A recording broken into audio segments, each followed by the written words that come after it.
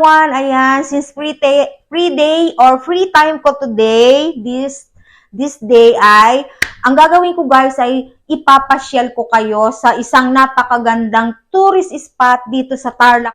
Syempre, bago ako lumilibot sa iba-iba pang lugar, dito muna sa Tarlac ay gusto kong mapuntahan muna ang mga magagandang pasyalan para ma-share o maipakita ko sa inyo. Etong pupuntahan kong lugar guys ay dinarayo ng mga turista, mga ibang lahi, ayan, mga ibang lugar, mga artista, mga vlogger na katulad ko ay lagi pong nandito sa lugar na ito, mas madalas sila. Ayan guys, ito guys, mini version or local version ng Roma, Italy at itong lugar na ito. Napakaganda guys. At kung kayo ay mababanda dito sa bandang norte ay subukan ninyong daanan ang lugar na ito. Siyempre lugar ko na ito dahil for almost 35 years dito na ako nakatira guys. Ayan, at syempre hindi ko naman din nakakalimutan yung lupang sinilangan ko, yung bayan ko na mas mahal ko rin naman. So ayan guys, welcome back to my channel, Hilda Chavez Evio. Bago ko kayo ipasyal, ayan. So ayan, mag-start na akong pumunta dun guys. Halika kayo, samahan niyo ako. O yan, well guys, nandito na kami sa pinaka-entrance ng lugar na ito. So ayan, dito muna kami sa pagbabayad ng aming entrance fee for only 150 pesos for adults. Ayan. At yung mga bata, iba rin ang price. Hindi ko alam kung magkano yung sa bata kasi wala kaming kasamang bata. O ayan guys, tingnan nyo, napakaganda o. At dun sa 150 guys ay for sightseeing only. Ayan, mamamasyal lang. Iba po ang rate ng magsuswimming ka or meron kayong mga event na gaganapin, mag-pictorial, iba po ang price nun. Hindi na namin in-inquire yon kasi hindi naman kami magpipictorial o hindi kami magsuswimming. Kami lang po ay magsa-sightseeing, mamamasyal. Ayan. Ayan po ang papasok sa lugar na ito. Maganda, daan pa lang, napakaganda na niya. Marerelax na yung mata mo. So, ayan, pagdating dun sa dulo, guys, makikita na dun ang napakagandang Roman Colosseum. Ayan. Medyo malayo ang distansya, guys. Ayan. Kaya dapat meron kayong sasakyan na dala-dala or meron kayong nirenta kasi wala namang sasakyan na pumapasok dito na pwedeng masakyan. O, di ba? Ang daming magandang pasyalan dito sa atin, sa Pilipinas. Tuklasin lamang ninyo at talagang ma-amaze kayo na napakaganda pala at napakaraming magandang pasyalan sa ating bansa. O, ito yung pinakabungad guys. Ayan. Makikita nyo na yan. Ito, makikita nyo guys na parang kapag iisipin mo bakit parang walang pintura yung mga pader niya, talagang sinadyang ganyan pala ang pagkagawa niya. Parang sira siya. Pero, yan talaga ang pagkakagawa ng lugar na ito. Kasi nga, itinulad ito guys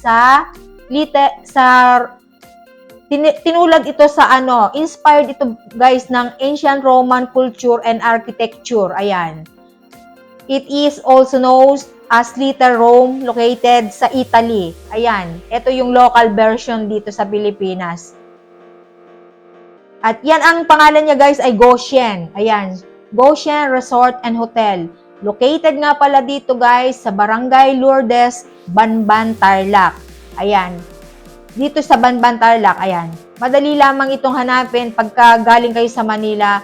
Napakadaling hanapin, napakadaling bumaba sa Banban. Ayan. O, tingnan nyo guys, ang ganda. Akala mo luma, pero ganyan pala talaga yan. Kasi nung nakikita ko din ito, kapag mayroong ng mga vlogger nagpupunta dito, nakikita ko siya, sabi ko, bakit parang sobrang lumang-luma? Yung pala, talagang sinadyang ganyan.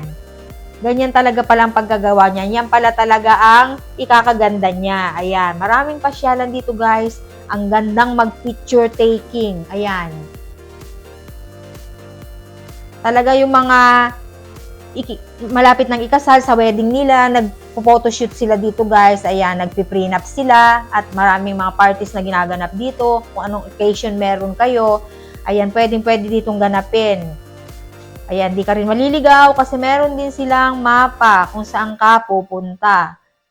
O, ayan, nakikita nyo, kala mo nilindol yung kanilang mga pader, pero ganyan pala talaga ang pagkakagawa niyan. Hindi pala yan sira. Kasi nga naman, kung titingnan mo din nga naman sa Italy yung Rome, ganyan-ganyan talaga. So ayan, meron ding mga kainan. Ayan, pwede kayong kumain dito guys ng inyong gusto. Marami ding mapagpipili ang mga kainan. So ayan, dito na lang kami. Dito namin napili kumain. At para naman busog na kami kapag naglilibot at namamasyal dito. Kasi medyo malawak din yung area.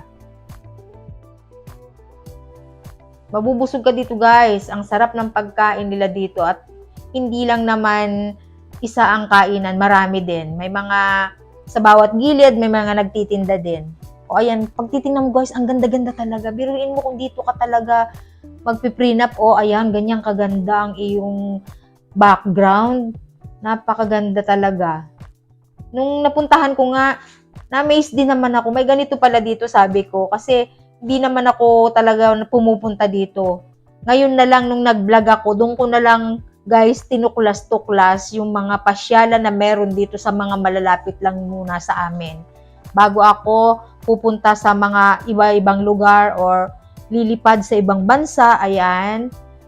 Dito muna, kailangan matuklasan ko muna yung sariling atin. Ayan, mahalin ko muna yung sariling atin.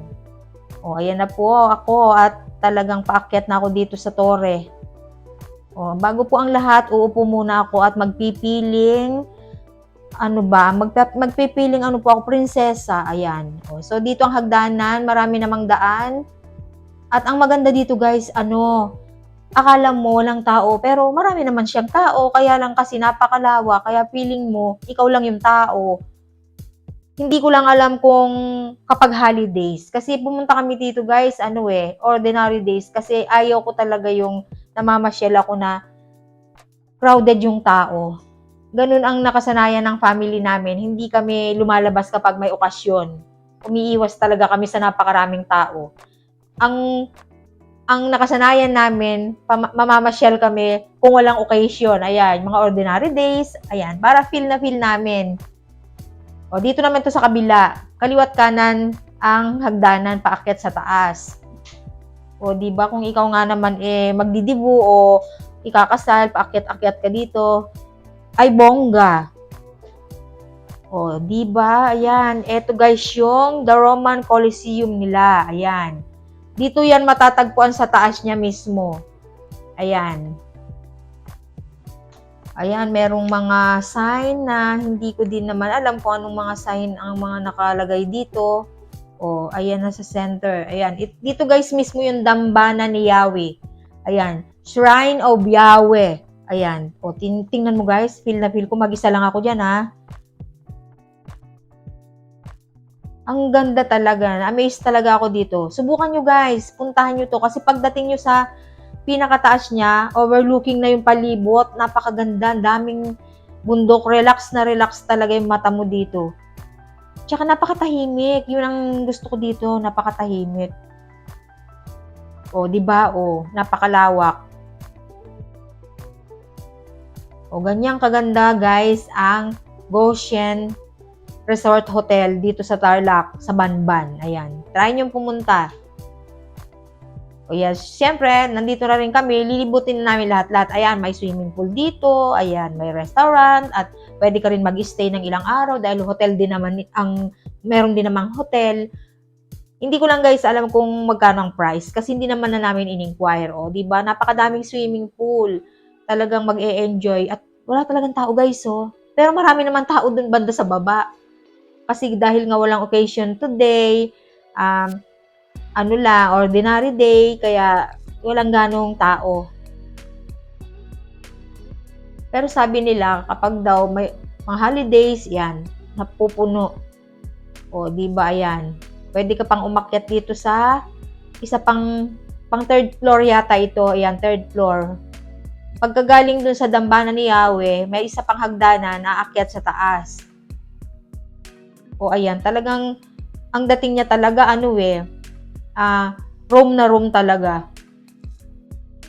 Ang galing ng pagkakalikha guys, yung nakaisip nito, yung nagmay-ari dito, ang galing ng pagkakagawa ng pasyalan na ito. O meron ditong bell. Hindi ko alam kung saan to ginagamit. Ayan, syempre, trinay ko na lang din para marinig ko yung tunog ng bell. Kasi sabi nila, kapag aakyat ka daw dito, kailangan patunugin mo yung bell. O meron silang wishing well. Ayan, pwede rin naman dyan maghagis-hagis ng mga coins. At meron sila dito, katulad ng, yan, may mga padlock, bibili ka dun sa baba, or kung meron ka sariling dalang padlock, ipapadlock mo raw dito. Kami, wala kaming na-prepare na padlock, kaya wala kaming nailagay dyan. Kung ano siguro yung wini-wish mo, or para pagbabalik ka sa susunod, kapag pumunta ka, titingnan mo kung nandyan pa. Siguro natutupad ang mga wishes nila kapag naglalagay sila ng ganyan. So, kami hindi na namin kailangan maglagay ng ganyan kasi ano naman yung family namin, okay naman, tsaka nagmamahala naman kami sa pamilya, kaya wala na kami dapat ilagay dyan o hilingin.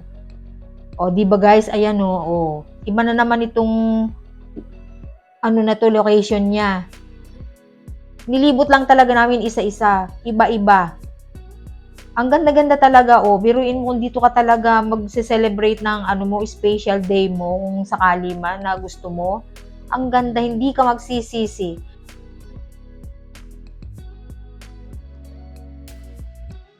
So, ayan guys, naipakita ko na sa inyo ang lugar na ito at subukan nyo na rin puntahan at hindi kayo magsisisi sa ibabayad nyo. Sa 150 ay sulit na sulit kayo sa inyong ibabayad. Yan, thank you very much for watching my video guys at sana po ay abangan pa ninyo ang mga susunod na video at salamat po sa lahat ng sumuporta po sa akin mula umpisa hanggang ngayon.